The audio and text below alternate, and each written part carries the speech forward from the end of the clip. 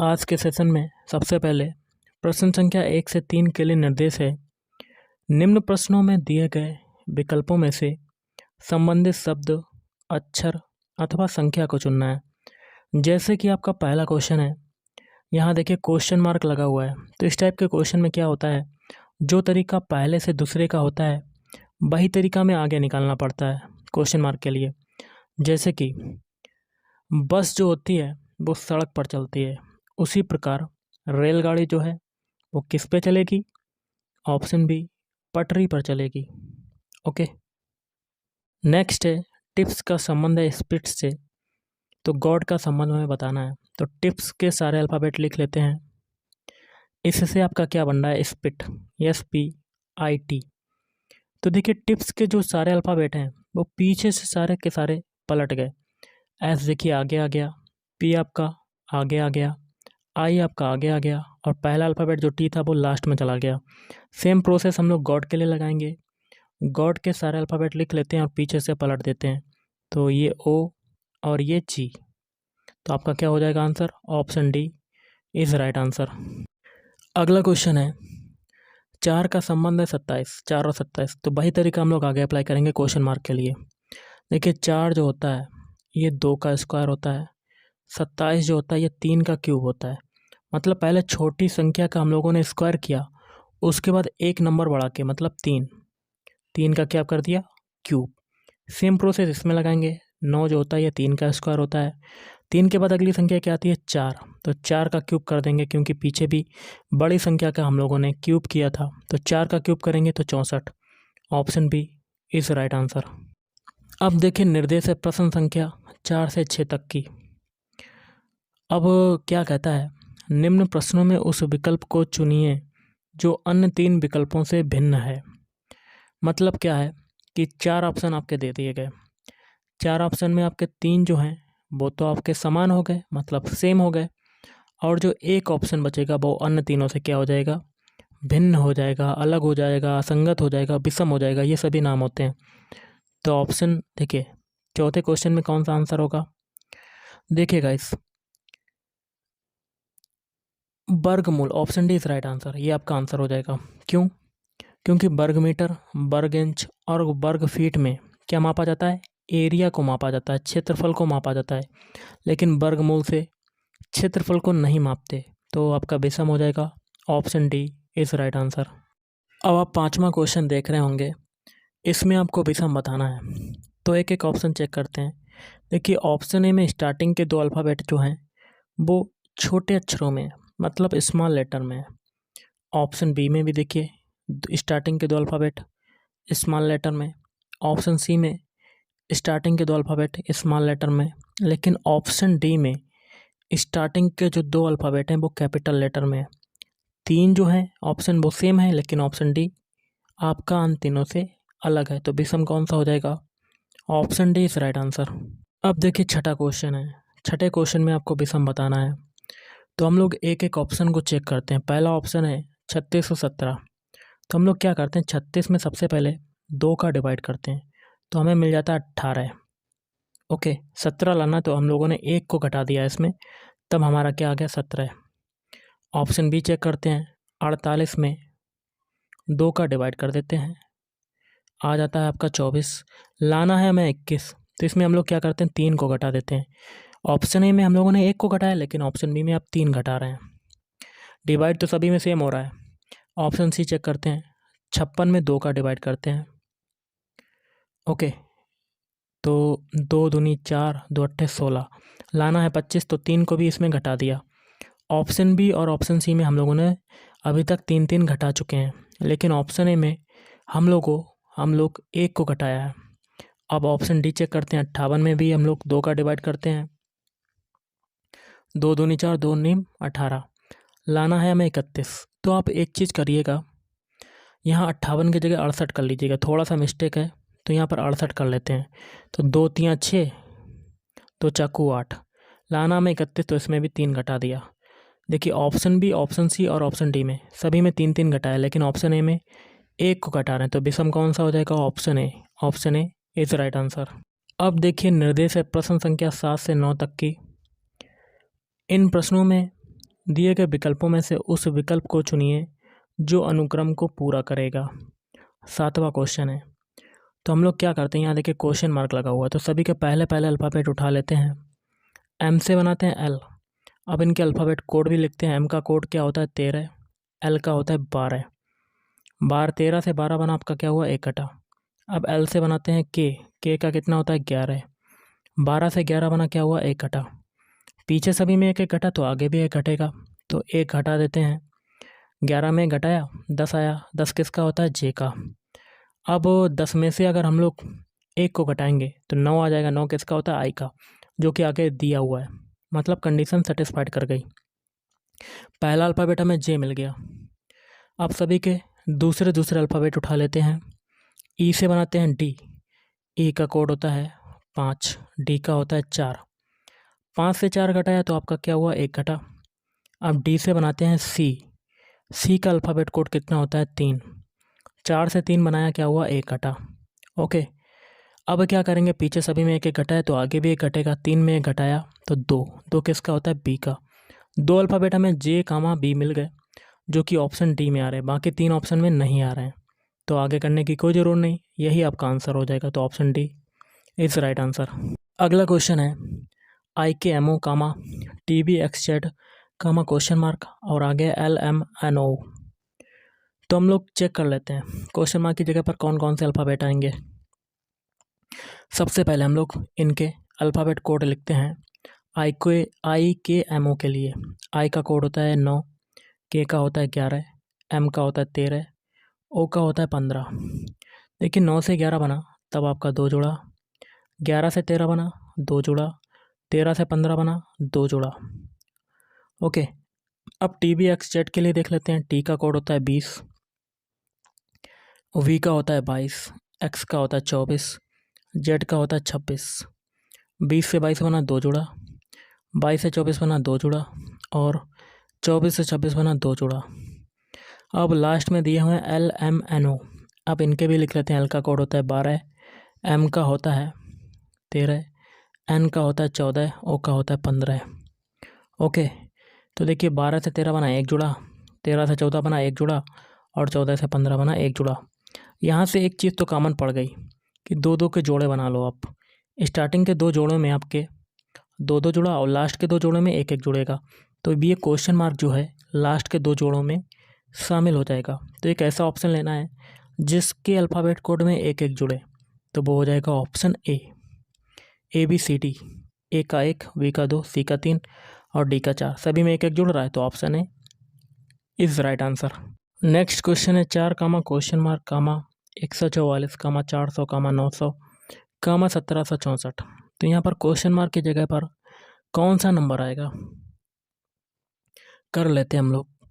तो देखिएगा, इस 4 जो होता है ये आपका 2 का स्क्वायर होता है, ये तो आपको पता ही होगा। 144 होता है 12 का स्क्वायर और 400 होता है 20 का स्क्वायर। 900 जो होता है ये 30 का स्क्वायर होता है और 1764 होता है 42 का स्क्वायर। कितने का होता है 42 का स्क्वायर। अब देखिए 30 और 42 के बीच डिफरेंस कितने का है 12 का है। 20 और 30 के बीच डिफरेंस कितने का है 10 का है और 12 और 20 के बीच डिफरेंस कितने का है 8 का है। मतलब जैसे जैसे हम लोग पीछे जा रहे हैं वैसे वैसे आपके 2 2 अंक कम होते जा रहे हैं। अगर आगे बढ़ें तो 2 अंक बढ़ता जाएगा। अब यहाँ पर 8 है, अब पीछे कितना घटा होगा 6 घटा होगा, या आप कह सकते हैं आगे 12 बनने में 6 जुड़ा होगा। तो एक ऐसा नंबर लेते हैं जिसमें 6 जोड़ने पर वो 12 आ जाए, तो वो आपका क्या आ जाएगा 6 आ जाएगा। कितना 6, तो यहाँ पर 6 का स्क्वायर हो जाएगा, कितना हो जाएगा 36। तो option B is right answer. Okay, next है शब्दों का सार्थक क्रम ज्ञात कीजिए। सार्थक क्रम में आपको शब्दों को सेट करना है ऑप्शन के माध्यम से, तो वो आपका ऑप्शन हो जाएगा ऑप्शन बी। पहले देखिए दैनिक होगा, दैनिक के बाद साप्ताहिक, फिर आएगा आपका पाक्षिक, फिर आएगा मासिक, फिर आएगा द्विमासिक। अगला क्वेश्चन है निम्नलिखित विकल्पों में से वह शब्द चुनिए जो दिए गए शब्द के अक्षरों का प्रयोग करके नहीं बनाया जा सकता है। शब्द है आपका टेम्परेचर, और इससे आपका कौन सा शब्द नहीं बनेगा, तो एक एक ऑप्शन को हम लोग चेक कर लेते हैं। ओके, पहला ऑप्शन है मेचर, तो इसके अल्फ़ाबेट आपके टेम्परेचर में आ रहे हैं, तो MAT पहले चेक कर लेते हैं। M भी आ रहा है, A भी आ रहा है, T भी आ रहा है, और URE भी आ रहा है। अब ऑप्शन बी चेक करते हैं, नेचर। नेचर का N अल्फ़ाबेट आपके टेम्परेचर में नहीं आ रहा है, तो ऑप्शन बी आपका नहीं बन सकता, बाकी के 3 आपके बन सकते हैं, तो option B is right answer. अगला क्वेश्चन है, किसी कूट भाषा में पेन को QBJO लिखा जाता है, उस कूट भाषा में स्ट्रेन को किस प्रकार लिखा जाएगा। सबसे पहले पेन के सारे अल्फ़ाबेट लिख लेते हैं, PAIN। इसको क्या लिखा जा रहा है, QBJO। अब क्या करते हैं, इनके अल्फ़ाबेट कोड लिखते हैं। P का अल्फ़ाबेट कोड होता है 16, A का होता है 1, I का होता है 9 और N का होता है 14। Q का होता है 17, B का होता है 2, J का होता है 10, O का होता है 15। 16 से 17 बना आपका क्या हुआ, 1 जुड़ा। 1 से 2 बना 1 जुड़ा। 9 से 10 बना 1 जुड़ा। 14 से 15 बना 1 जुड़ा। यही तरीका स्ट्रेन के अल्फ़ाबेट कोड में लगाएंगे। अब क्या करते हैं, स्ट्रेन के सारे अल्फ़ाबेट लिख लेते हैं, STRAIN। इनके भी अल्फ़ाबेट कोड लिखते हैं। S का कोड होता है 19, T का होता है 20, R का कितना होता है 18, A का होता है गाइस 1 होता है, I का होता है 9, N का होता है 14। चूँकि पेन के अल्फ़ाबेट कोड में हम लोगों ने सभी में 1-1 जोड़ा था, तो इसमें भी हम लोग क्या करेंगे, 1-1 जोड़ेंगे। 19 में हम लोग 1 जोड़ते हैं तो आपका आता है 20। 20 में अब 1 जोड़ देते हैं तब आता है आपका 21। 18 में 1 जोड़ देते हैं तो आपका आता है 19, और 1 में फिर 1 जोड़ देंगे तब आपका आ जाएगा 2, और 9 में अब 1 जोड़ेंगे तब आपका आएगा 10, और 14 में 1 जोड़ देते हैं तब आपका आ जाएगा 15। इनके अल्फ़ाबेट लिख लेते हैं। 20 किसका होता है, टी का। 21 होता है यू का। 19 होता है एस का। 2 किसका होता है, बी का। अब 10 किसका होता है, जे का। और 15 होता है ओ का। ये जो अल्फ़ाबेट मिले हैं यही आपका आंसर हो जाएगा। और ये कौन से ऑप्शन में आ रहे हैं, ये आपका हो जाएगा option C. Option C is right answer. अगला जो क्वेश्चन है बहुत ही सिंपल सा है। क्वेश्चन कहता है यदि ए का अर्थ है भाग, लिख लेते हैं। ए का मतलब क्या है, भाग। बी का अर्थ है मल्टीप्लाई। सी का अर्थ है माइनस, और डी का अर्थ है प्लस। तो एक क्वेश्चन दिया गया है, इसको सॉल्व करना है। तो 24A 12B 4D 6C 7 apply कर देते हैं चिन्हों को। 24A, ए का मतलब क्या है, भाग, तो भाग लगा दिया। 12B, बी का मतलब क्या है, मल्टीप्लाई, मल्टीप्लाई लगा दिया। 4D, डी का मतलब क्या है, प्लस, प्लस लगा दिया। 6C 7, सी का मतलब है माइनस। बॉडमास रूल के अकॉर्डिंग सबसे पहले डिवाइड वाला सॉल्व करते हैं। 24 में 12 का डिवाइड करते हैं तो 2, 2 गुणा 4 प्लस 6 माइनस 7। 2 में 4 का मल्टीप्लाई 8 प्लस 6 माइनस 7। अब बॉडमास रूल के अकॉर्डिंग प्लस वाला सॉल्व करते हैं तो 14 में से 7 जाएगा तो आपका कितना आ जाएगा, 7। Option A is right answer. अगला है लुप्त संख्या ज्ञात करनी है। देखिए पहले आपके यहाँ पर स्टार्टिंग में क्वेश्चन मार्क लगा हुआ है, यहाँ पर कौन सा नंबर आएगा। तो हम लोग एक एक कॉलम को सॉल्व करेंगे। पहले दूसरे कॉलम को सॉल्व करेंगे, फिर तीसरे कॉलम को सॉल्व करेंगे। दूसरे और तीसरे कॉलम में हम लोग दूसरा नंबर 2 और 8 को निकालने का तरीका जानेंगे, क्योंकि पहले कॉलम में हमें दूसरा नंबर निकालना है। तो जो तरीका दूसरे और तीसरे कॉलम में लगेगा वही तरीका हम लोग पहले कॉलम में लगा देंगे। तो पहले कॉलम में 2 को निकालने का तरीका जानते हैं। सबसे पहले 108 को देखते हैं। 108 हो गया, और 108 में डिवाइड किसका करेंगे, पहले और तीसरे का मल्टीप्लाई करके डिवाइड कर देंगे। मतलब 9 गुणा 6 इसका डिवाइड कर देंगे। तो 108 डिवाइड बाई 54, तो आपको क्या मिल गया, 2, जो कि बीच में आ रहा है। सेम प्रोसेस तीसरे कॉलम में अप्लाई करके देख लेते हैं। बड़ा नंबर है 96, 96 में डिवाइड, पहली और तीसरी संख्या का मल्टीप्लाई, जो 4 थी 12, 12 अट्ठे 96, तो आपका क्या मिल गया, 8। सेम प्रोसेस हम लोग लगाते हैं पहले कॉलम में। बड़ा नंबर है 35, 35 में पहले और तीसरे नंबर का मल्टीप्लाई करके डिवाइड कर देंगे, तो 5 का डिवाइड होगा तो 7 आपका आंसर हो जाएगा। तो option B is right answer. अगला क्वेश्चन है, आनंद 50 मीटर उत्तर की ओर चलकर अपने दाईं ओर मुड़ता है। मान लेते हैं स्टार्टिंग पॉइंट ये है। उत्तर डायरेक्शन आपकी कौन सी होती है? नॉर्थ, ऊपर की तरफ। कितना चलता है? 50 किलोमीटर। देन अगेन 100 मीटर उत्तर चला और दाएं मुड़ गया और 100 मीटर चलता है फिर। तो यहाँ से आपका दायां क्या हो जाएगा? इधर की तरफ। कितना चलता है? 100 मीटर। फिर दाईं ओर मुड़ता है और 50 मीटर जाता है, तो यहाँ से आपका दायां नीचे की तरफ हो जाएगा। कितना चलता है? 50। वह आरंभिक स्थल से किस दिशा में है? स्टार्टिंग पॉइंट ये, लास्ट पॉइंट ये। तो ये दिशा उधर की तरफ जा रही है। जहाँ पर आपका एरो दिख रहा है, ये दिशा कहाँ पर जा रही है? पूर्व दिशा में। तो option A is right answer. Question है, श्रृंखला की अगली आकृति क्या होगी? सबसे पहले देखिए यहाँ क्वेश्चन मार्क लगा हुआ है, तो एक बॉक्स बनाते हैं और पहले बॉक्स में देखिए यहाँ पर डॉट है, ब्लैक डॉट, जो था आपका दूसरी तरफ चला गया।